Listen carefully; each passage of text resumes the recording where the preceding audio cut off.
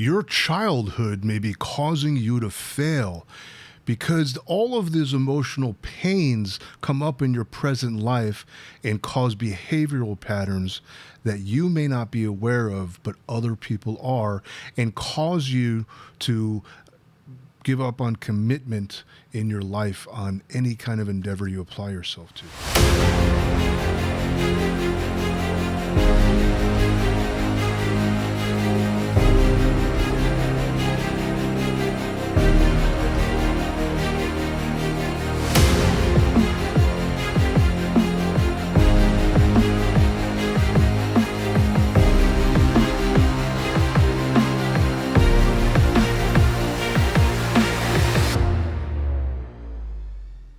This is Dr. Spencer Coaches. Today, I'm going to talk to you about how your childhood could be causing you to fail and how it connects to your success as an adult. Now, let me get more specific. There's a condition called childhood emotional neglect syndrome. And basically what happens is your parents neglected your whole life, your emotional and psychological well-being. And that can be caused by having narcissistic parents who never give you a sense of nurturing, they don't make you feel protected, and they don't foster your growth. They're more concerned about comparing you to them because they're narcissistic. In other words, you may have a narcissistic mother telling the daughter, saying, "You're never going to be as pretty as me. You're so ugly," just saying horrible things. Or a father saying, "Look at how successful I am. You'll never be as good as me," and try to groom them to take over their company or measure up to them. And they're always putting you down, if you know what I'm saying. And that could be a real problem. It's kind of like psychological abuse, or even they're just never around. They never acknowledge you. Or physically, they're just unavailable. Or maybe they're just really stoic and emotionally unavailable. And they're only concerned about paying bills and not about your well-being. I came from that. I don't want to say my parents were bad, but they were really focused on survival and never focused on my emotional well-being, my happiness. And so I grew up with this taste of childhood emotional neglect.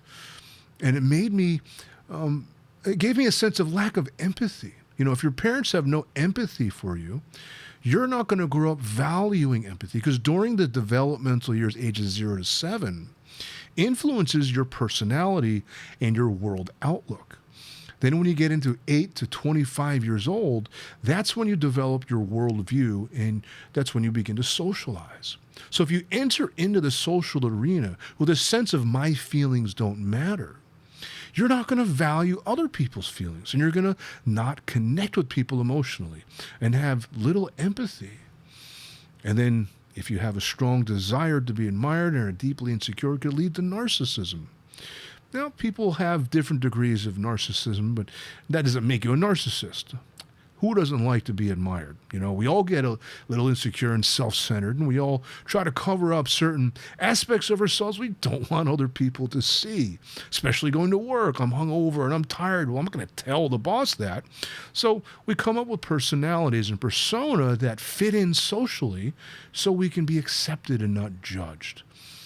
And as we develop, if those personalities, those false personas, so to speak, the public personality, never dissolves, and you never have an authentic way of expressing yourself because your authenticity was not valued as a child, then you're going to grow up feeling like you don't belong, or you feel like you're the outsider looking in. So then when you try to relate to people, especially in business, we all know what it's like in the office. You got to relate to coworkers. You got to relate to the boss, to the higher ups. We know what it takes to climb the corporate ladder. You know the saying, it's not what you know, it's who you know. And even better than that, who knows you? So if you can't get to know the right people because you can't connect, because you don't have empathy, you're not going to succeed in life. Does that make sense? Or if you're an entrepreneur and you're trying to connect with your clients and customers in the community, you've all been in that business where you've walked in the store and they look at you like, what do you want? They only look at you as a dollar sign. They don't value you as a client or a customer. In other words, there's no love. There's no love for the people. They just want your money. Buy something or leave. It doesn't make for a good relationship. It gives you a sour taste when you walk into a store where the clerk and the store owner have that mentality. Versus you go into a store and they say, welcome, how you doing, Joe? How are the kids? They relate to you like a human being. Or you go to the doctor who's just cold and calculated. You don't feel appreciated. You don't feel cared for. So you follow what I'm saying? The ability to empathize with your clients, with your coworkers, especially in relationship, we all know how that is. If you can't empathize, it makes it very difficult to relate to other people and for people to even want to relate to you. Because if you don't acknowledge people's energy, people's feelings, people's disposition, nobody's going to feel heard, and everybody wants to be understood, heard, and acknowledged. And that's the mark of a leader. They just have a natural ability or a developed ability to give acknowledgement, to make you feel like you're the only person in the world, or at least make you feel heard. You know, when you feel heard, there's such a feeling of, like it's almost like a relief. And when you can give that to another person, when you can make them feel appreciated, understood, and gotten, they're going to want to do business with you. They're going to want to negotiate, do contracts, give you their money or whatever, give you the raise or promote you, or invite you to hang out and socialize. I'm here in Silicon Valley in California. There's a lot of engineers. Now, I'm not saying they're bad people, but they're very analytical and very logical. And I can see their frustration and hardship in connecting with people. And this is what happens when you get stuck in your head. And it happens because if you're neglected as a child, it creates the same feeling as abandonment or being kicked out of the village. In the ancient times when we lived in a tribal setting, if you were kicked out of the village, it meant death. I mean, you had to survive, hunt, build shelter, fire, gather food, grow food all on your own. And that was never something you experienced because everything was done as a tribe or a village. So often those people just withered away in the wilderness. Or they became recluses and lost their mind, and they couldn't relate to anybody. Do you see what I'm saying? It's the same dynamic because it initiates what's called a flight, fight, freeze, or fawn response. We know the flight or fight response in the body. It's a natural, hardwired, built-in system to protect ourselves. We either run from a threat or danger, or we fight and overcome it. There's also two other responses known as the fawn response, meaning we become people pleasers, kiss-assers. It often is common with people who are kidnapped or have extremely abusive parents where you just want to appease your parents. And then the other side is the freeze response. It's like a chameleon that just freezes to blend in with its environment so they don't get eaten by the predator. It's a self-preservation mechanism designed to keep you safe. And everybody has it hardwired in. And when that part of your mind rules your life, you just become reactive and compulsive at every level, emotionally reactive and cognitively reactive. You get opinionated. And then nobody can relate to you because you just keep dumping your opinions on everybody. Or you become emotionally reactive, or the freeze response, you emotionally shut down, become very cold, that's not stoicism. Stoicism means equanimity and detachment and not taking things personally. It doesn't mean the absence of emotion, but you know what I mean by the word stoicism. Most people associate that with this cold, calculated, kind of like neutral demeanor and always just like this with a monotone voice with no real sense of joy or enthusiasm for life, just this dull kind of demeanor with no energy. And that's what happens with the freeze response.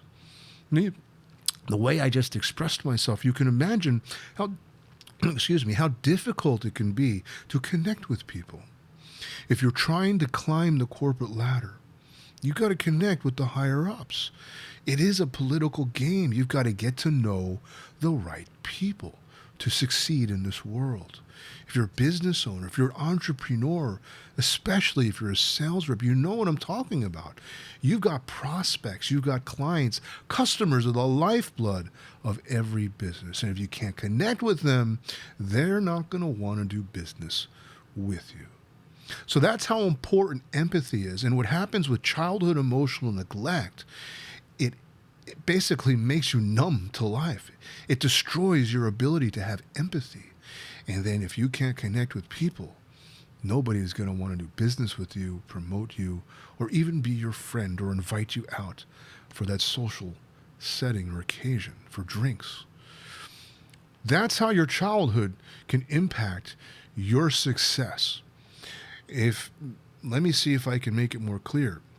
Your character, your integrity, and your ability to connect with people and your mindset is often more important than what you do within your success in any field that you're in.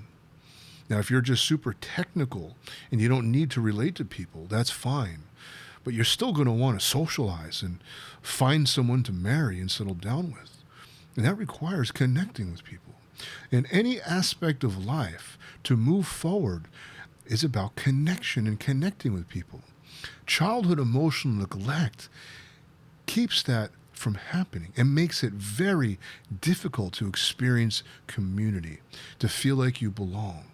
Often with childhood emotional neglect comes the feeling like you don't belong, like you're the outsider looking in. And that is so discouraging to wanting to be in connection and experience community.